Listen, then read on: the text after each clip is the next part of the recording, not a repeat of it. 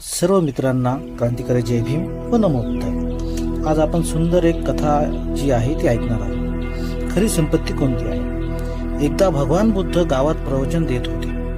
प्रवचन ऐकण्यासाठी दूरवरून लोक जमले होते। त्यांच्यात एक श्रीमंत व्यापारीही होता। त्याच्याकडे भरपूर धन, दागदागिने, नोकर चाकर होते, पण मन मात्र अस्वस्थ, बैचेन आणि नेहमी चिंतेत असायचे। प्रवचन संपल्यानंतर व्यापारी बुद्धांच्या चरणी पडला आणि म्हणाला, भगवंत, माझ्याकडे सर्व काही आहे, पण मनाला शांतता नाही। मला सांगावे की खरी संपत्ती कोणती आहे? बुद्ध शांतपणे हसले आणि त्यांनी व्यापाऱ्याला गावाबाहेर असलेल्या एका विहिरीकडे नेले आणि म्हणाले, या विहिरीत तुझा चेहरा बघ। व्यापारी विहिरीत डोकावला। पाणी हललेले होते म्हणून त्याला फक्त एका तुटलेली वाकडी प्रतिमा दिसली। बुद्ध म्हणाले, तू अस्वस्थ आहेस, कारण तुझं मनही असंच हललेलं आहे। हललेलं पाणी स्पष्ट प्रतिमा दाखवत नाही।